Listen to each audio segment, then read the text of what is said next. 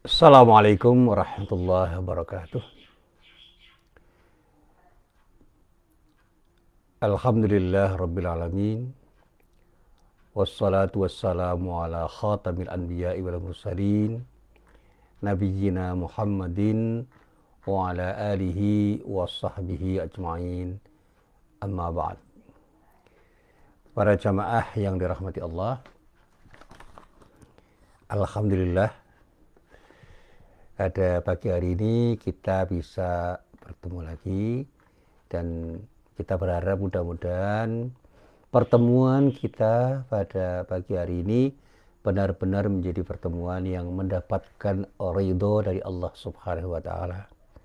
Sehingga pertemuan ini benar-benar menjadi pertemuan yang bermanfaat untuk diri kita, baik dalam arti kemanfaatan duniawi maupun kemanfaatan ukhrawi. Amin. Para jamaah yang dirahmati Allah, pada pagi hari ini sekali lagi saya ingin menjawab pertanyaan-pertanyaan yang berkembang di masyarakat, yang utamanya ditujukan kepada diri saya selaku mubalik yang seringkali berinteraksi dengan mereka. Pertanyaan-pertanyaan yang diungkapkan oleh masyarakat itu kadang-kadang sangat sederhana, tetapi menurut saya pertanyaan ini membutuhkan jawaban yang tepat, dan salah satu jawaban yang harus kita berikan itu adalah jawaban yang bijak.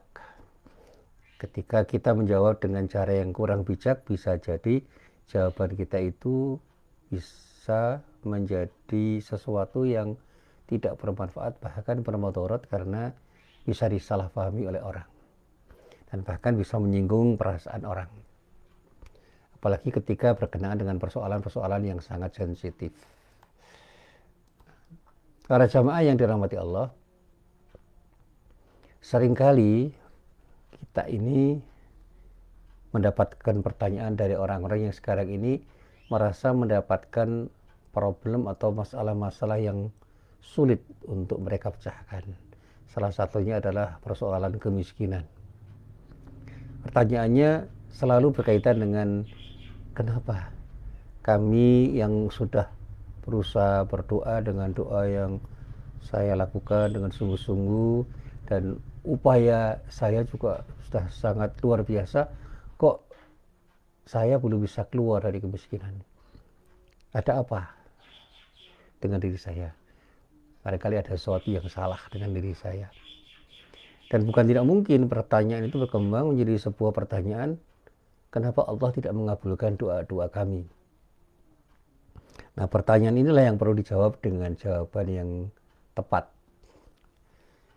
Saya katakan kepada para jamaah bahwa ikhtiar itu adalah upaya manusia untuk mendapatkan sesuatu yang memang diinginkannya. Tapi sekali lagi, semua yang kita inginkan itu belum tentu bisa kita dapatkan, karena kita seringkali mengalami hambatan-hambatan di dalam upaya kita untuk mendapatkan sesuatu yang kita inginkan.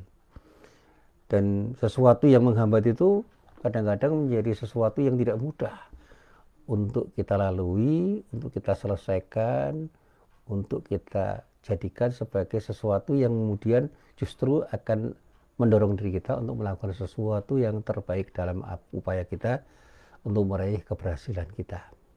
Satu contoh misalnya, ada seorang yang tidak punya motor, padahal dia itu ingin menjadi supir ojek. Ya, ini pengendara motor untuk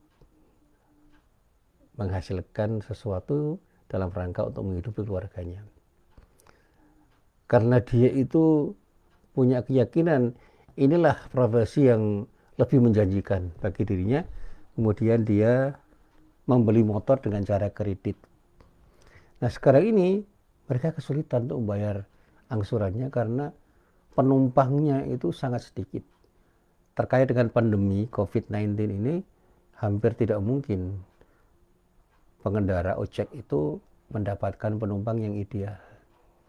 Akan ada keluhan mereka itu kadang-kadang satu hari hanya mendapatkan 2-3 orang penumpang, yang ketika dipakai untuk beli bensin saja tidak cukup, apalagi dipakai untuk menabung dalam rangka untuk mengangsur pembelian motornya itu secara angsuran. Dan banyak dari mereka yang kemudian mengembalikan motor itu kepada pihak leasing. Dan akhirnya apa? Menjadi pengangguran. Mereka banyak yang kemudian sholat ke masjid, berdoa, dan endingnya mereka itu seperti orang yang putus asa. Karena doa-doa mereka terasa tidak dikabulkan oleh Allah, dan mereka menganggap Allah tidak berkenan untuk mengabulkan permohonan mereka. Nah, pertanyaan dari mereka pada saya jawab. Perlu kesabaran untuk mendapatkan sesuatu yang kita inginkan. Ikhtiar kita itu bisa dalam rangka untuk mendapatkan sesuatu yang terbaik dari diri kita, tapi juga mendapatkan sesuatu yang terbaik yang kita harapkan dari Allah. Dalam bahasa sederhana, apa yang terbaik menurut diri kita itu belum tentu baik menurut diri Allah. Berupayalah untuk mendapatkan sesuatu yang terbaik menurut apa yang kita inginkan, tapi jangan lupa bahwa Allah tahu dan bahkan lebih tahu apa yang terbaik untuk diri kita. Sehingga upaya-upaya itu justru akan bisa menjadikan dirinya berbahagia. Karena apa? Inilah cara Allah untuk membangun kesabaran, untuk memberikan sikap sabar kepada kita semua.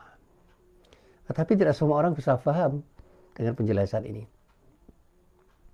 Nah, penjelasannya kemudian saya lanjutkan begini. Ayo kita jangan putus asa.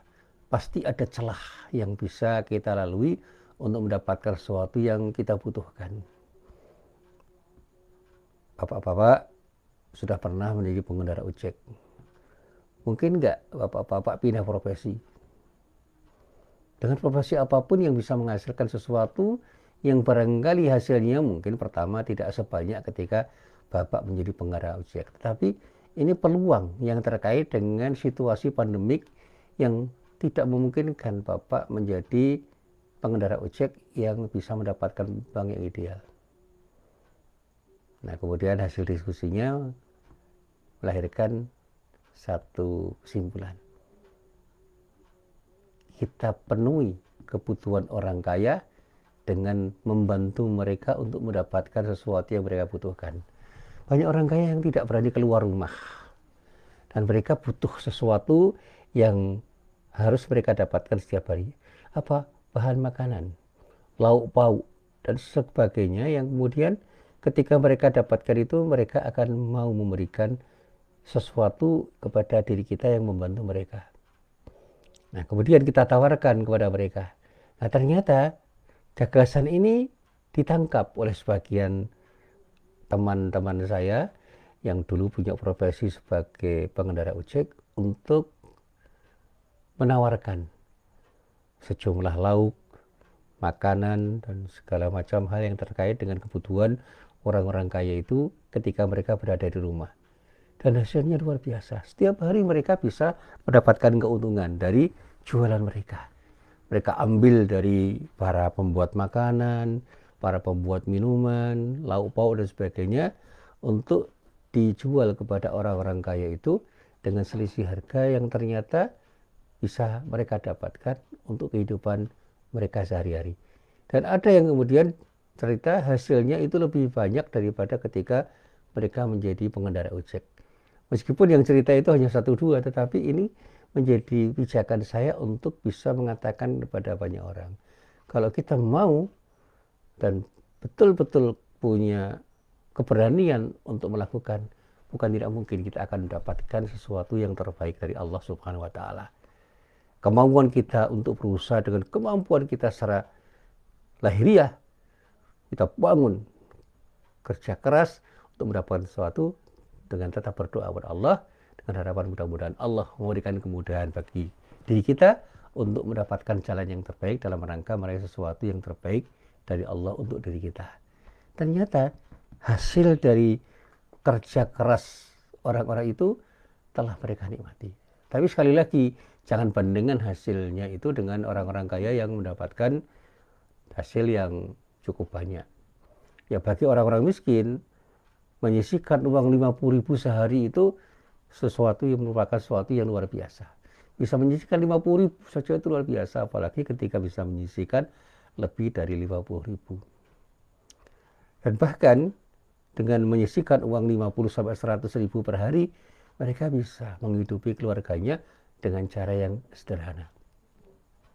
Nah, para jamaah yang dirahmati Allah, ini yang kemudian saya lanjutkan.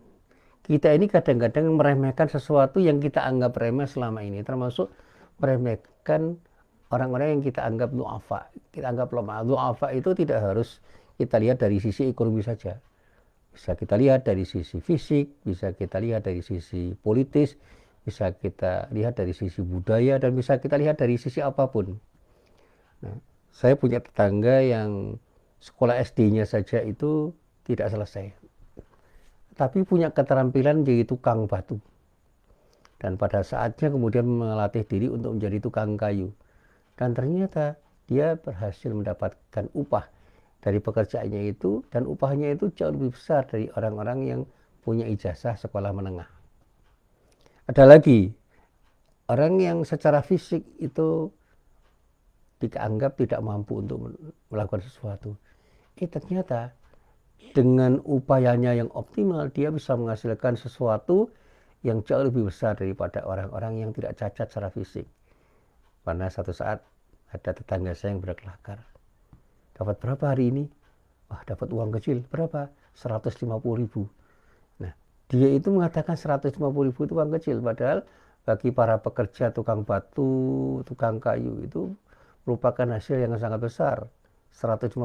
Tapi bagi dia uang kecil. Karena apa? Sehari-hari dia bisa mendapatkan 200-300.000 per hari. Dengan cara dia bekerja. Yang saya tidak perlu ceritakan apa pekerjaannya. Tapi dia adalah orang yang cacat secara fisik. Dan bahkan ada salah seorang teman saya itu yang secara fisik itu dianggap remeh karena dia mengalami kebutaan. Dia seorang tunanetra. Tetapi karena keterampilannya memijat, dia banyak dipanggil oleh banyak orang. Dan sambil dia menjadi tukang pijat, dia kuliah. Dan kuliahnya berhasil, dia lulus sebagai seorang sarjana. Dan sekarang ini dia menjadi seorang guru sekolah luar biasa untuk kaum tunanetra di sebuah kota di Jawa Tengah. Saya sebut teman saya meskipun dia adalah murid saya. Karena apa? Orang ini banyak memberikan inspirasi pada diri saya bahwa dengan cacat fisik bukan berarti kita harus gagal di dalam meraih sesuatu. Nah, para jamaah yang dirahmati Allah, berangkat dari cerita-cerita ini, saya kemudian mencoba untuk membaca sirah Nabi Muhammad sallallahu alaihi wasallam. Nah, pada awal tahun Syiar Islam, Nabi Muhammad Rasulullah sallallahu alaihi wasallam itu ternyata berupaya untuk mencari dukungan dari beberapa pemimpin suku di kota Makkah pada waktu itu.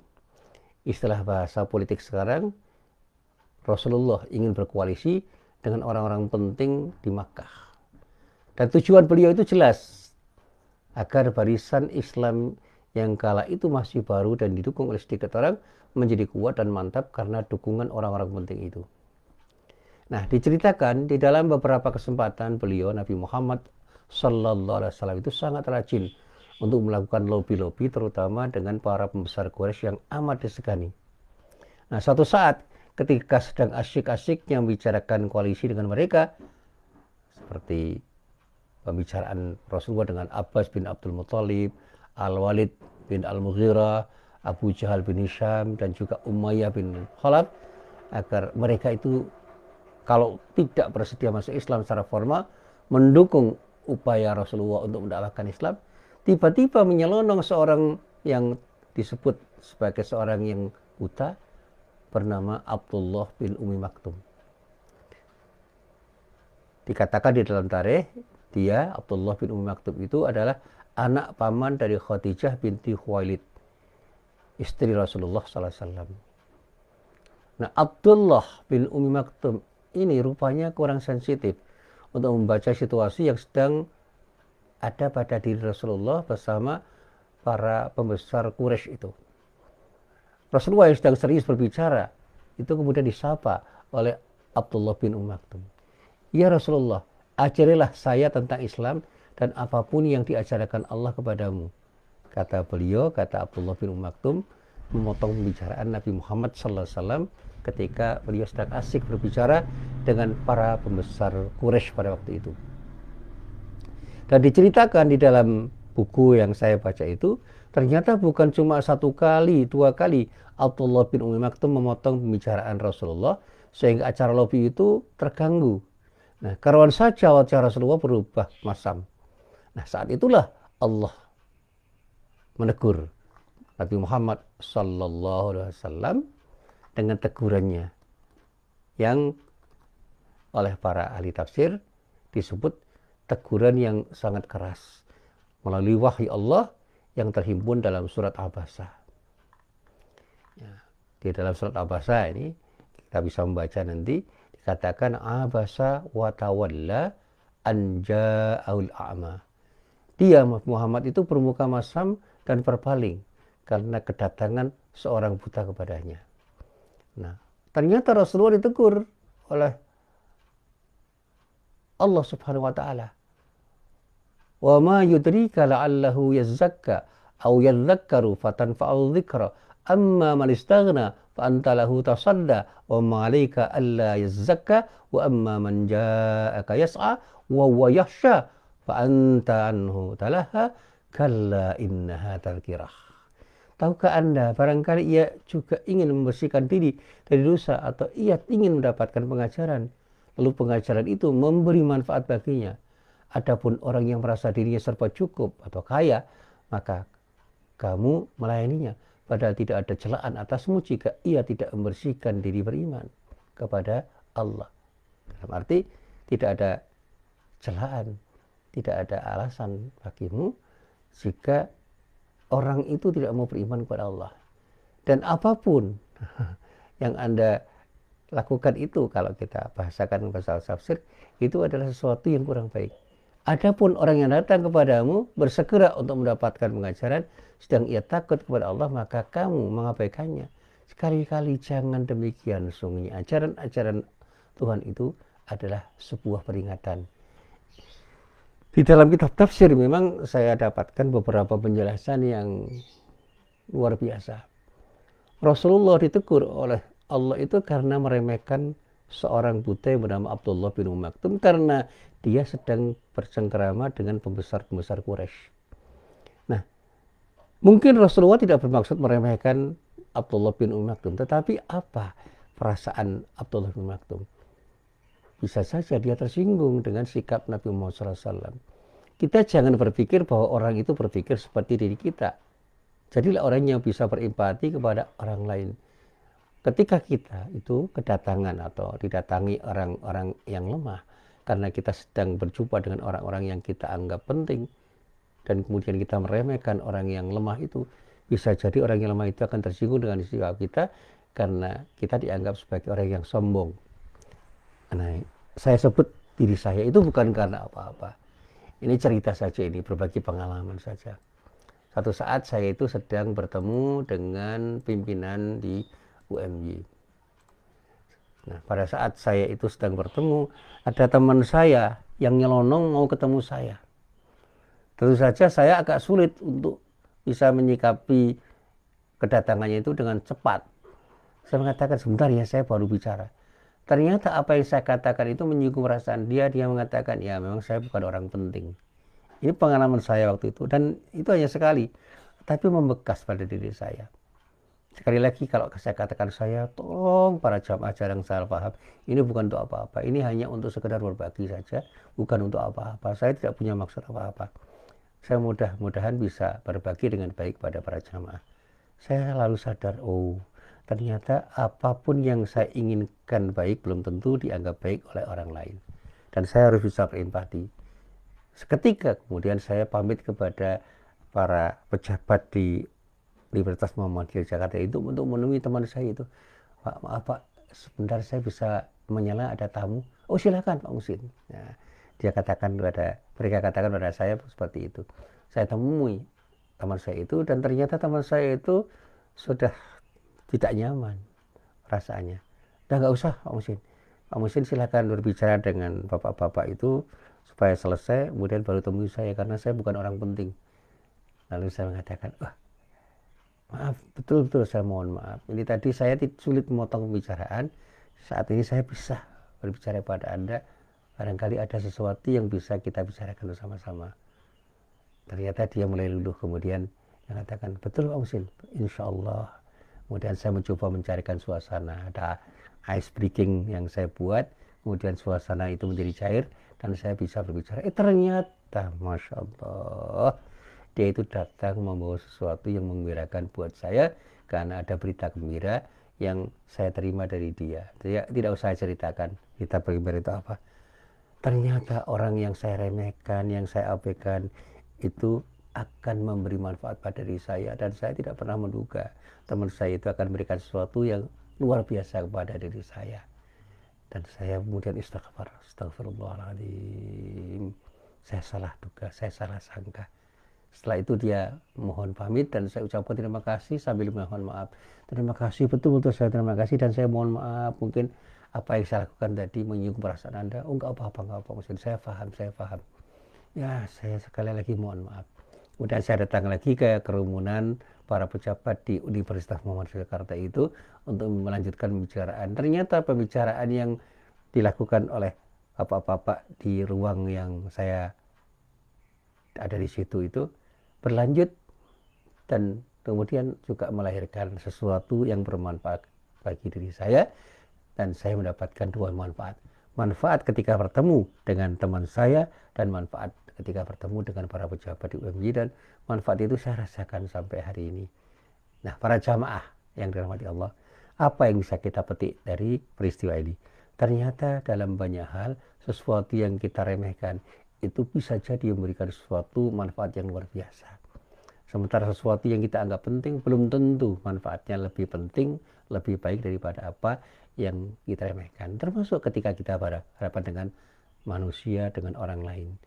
Kita seringkali menganggap penting orang, tetapi ternyata apa yang kita anggap penting, siapa yang kita anggap penting itu tidak terlalu penting bagi diri kita. Sementara sebaliknya, kita pernah tidak menganggap penting terhadap apapun dan siapapun, ternyata apapun dan siapapun yang semula tidak kita anggap penting itu, ketika kita temui, betul-betul memberikan kontribusi, memberikan sumbangan yang luar biasa pada diri kita, termasuk dalamnya orang-orang du'afa yang banyak dilecehkan oleh orang, banyak diremehkan oleh orang, yang ternyata mereka itu bisa memberikan kontribusi yang luar biasa pada diri kita.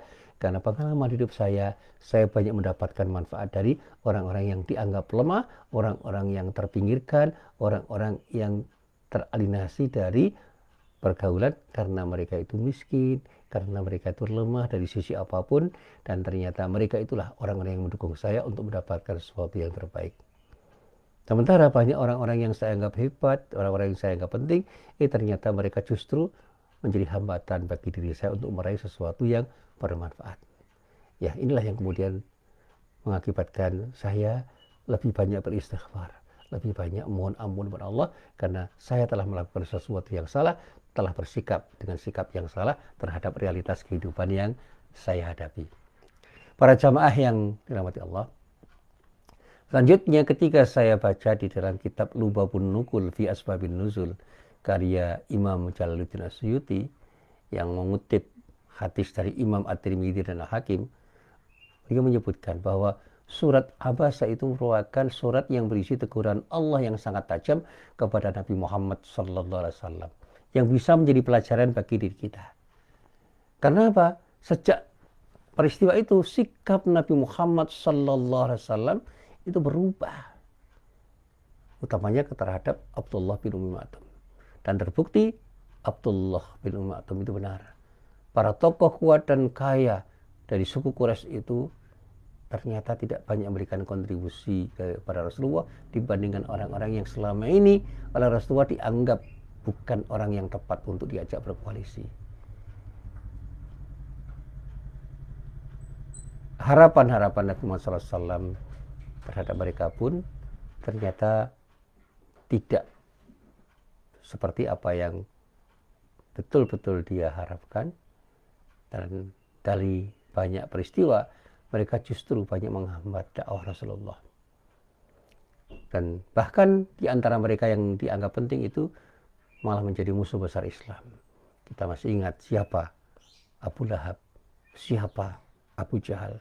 Mereka musuh Islam, padahal orang-orang itu oleh Rasulullah semula dianggap sebagai orang-orang yang akan bisa membantu dakwah Rasulullah SAW.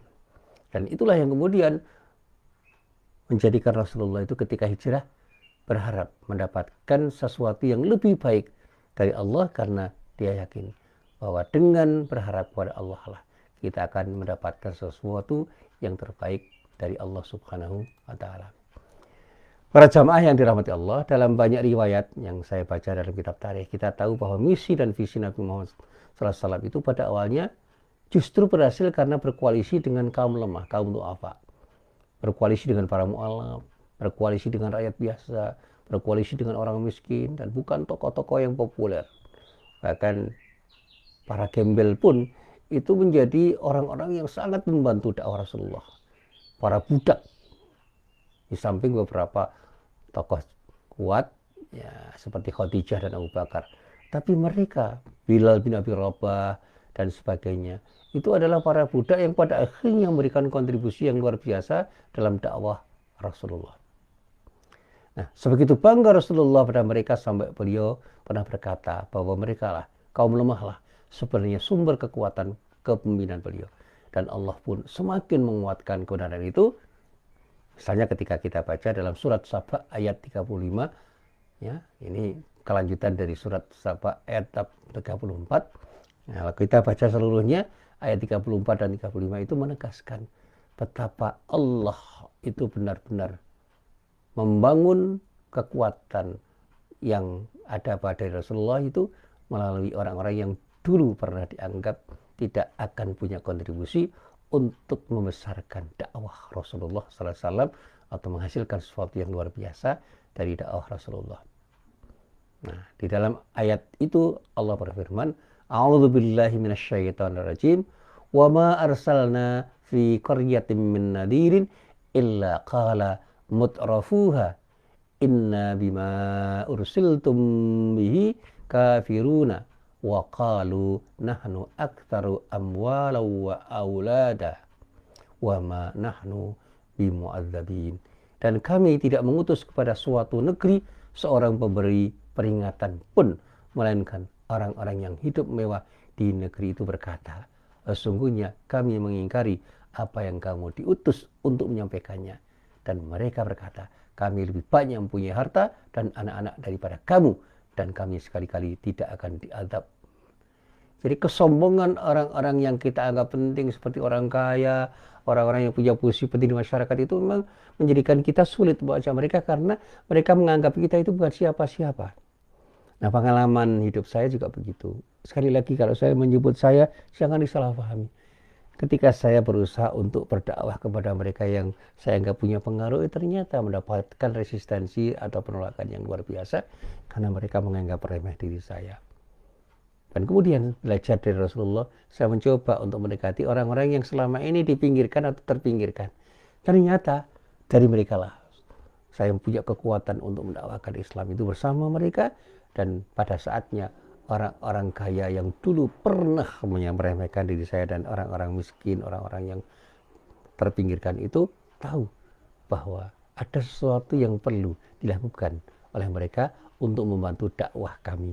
Dan dakwah kami menjadi dakwah yang bisa berhasil berkat dukungan kaum du'afa, dan pada saatnya kaum agniya pun mendukung kita yang selama ini tidak mendapatkan dukungan dari kaum du'afa, dan kami sebagai orang-orang yang dianggap du'afa ternyata kemudian mendapatkan dukungan dari orang-orang yang disebut agniya itu, karena mereka sadar bahwa mendukung kami itu adalah sesuatu yang lebih baik daripada mendukung orang-orang yang selama ini mereka dukung, karena banyak di antara kami itu yang bekerja keras bukan untuk apa dan siapa, tapi benar-benar ikhlas dalam rangka untuk mendapatkan ridha Allah, sehingga kami mendapatkan kepercayaan dari mereka, yang karena kepercayaan itu kami pun tumbuh menjadi kekuatan yang luar biasa untuk mendakwakan Islam.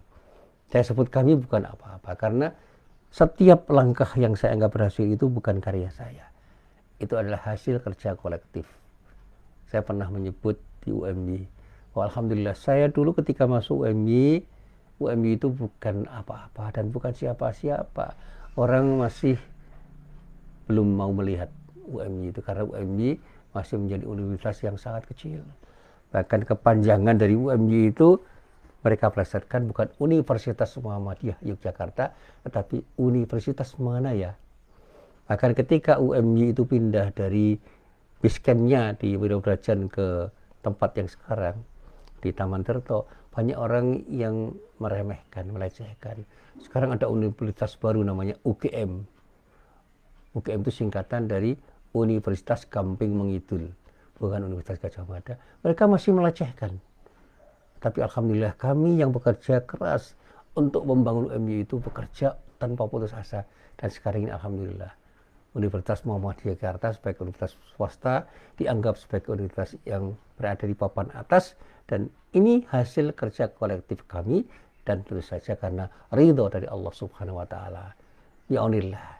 Ya, karena pertolongan Allah kami menjadi besar, karena kepertolongan Allah kami menjadi sesuatu yang bermanfaat, karena pertolongan Allah lah kami menjadi perguruan tinggi yang punya prestasi yang mendapatkan penghargaan dari beberapa pihak yang mampu melihat UMY dengan kacamata yang jernih. Dan inilah yang sering saya sampaikan. Jangan pernah kita sombong dengan apa yang kita lakukan. Kita harus tetap bersikap rendah hati untuk tidak menganggap keberhasilan itu adalah milik saya dan kita seolah-olah sudah tidak perlu orang lain, apalagi perlu dengan Allah. Jadilah orang yang tetap rendah hati untuk selalu bermohon kepada Allah, dan jadilah orang yang selalu bisa menghargai semua orang, termasuk menghargai orang-orang yang lemah. Dan kita tetap harus percaya diri bahwa bersama Allah kita bisa, dan insya Allah ketika kita bisa saling menghargai, kita akan bisa membangun sinergi yang lebih baik untuk bisa menghasilkan sesuatu yang luar biasa, termasuk bersinergi dengan kaum du'afa yang sementara ini banyak dianggap sebagai orang-orang yang tidak bermakna di masyarakat. Dan inilah yang saya kerjakan. Sampai detik ini, saya ingin selalu bekerja sama dengan siapapun yang dianggap lemah oleh banyak orang, karena dari mereka lah saya dan kami mendapatkan sesuatu yang luar biasa dalam rangka untuk menghasilkan sesuatu yang luar biasa. Nah, para jamaah yang dirahmati Allah, pelajaran penting pada kali ini, jangan pernah kita sombong di hadapan siapapun. Kita harus tetap bersikap rendah hati ketika berhadapan dengan siapapun. Tetapi sekali lagi, kita juga jangan pernah rendah diri. Kita harus bersikap percaya diri karena kita selalu bersama Allah. La tahzan, innallaha ma'ana. Jangan bersedih, sesungguhnya Allah selalu beserta kita. Inilah kata-kata yang pernah diucapkan oleh Rasulullah kepada sahabatnya Abu Bakar As-Siddiq yang diabadikan di dalam Al-Quran, yang bisa menjadi pelajaran bagi diri kita. Ketika kita bersama Allah, insya Allah Allah akan bersedia menolong diri kita, dan dengan pertolongan Allah kita akan menjadi orang-orang yang berhasil meraih sesuatu yang kita dambakan, karena Allah selalu membersamai kita semua. Amin ya rabbal alamin. Mudah-mudahan Allah selalu memberikan yang terbaik untuk diri kita, dan mudah-mudahan apa yang terbaik yang telah diberikan oleh Allah bisa menjadikan kita semakin bersyukur kepada Allah. Dan sekali lagi, ketika kita berjuang, jangan pernah kita remehkan orang, dan jangan pernah kita itu berputus asa dari rahmat Allah ketika kita menjalani sebuah proses untuk menghasilkan sesuatu yang terbaik yang benar-benar kita cita-citakan. Assalamualaikum warahmatullahi wabarakatuh.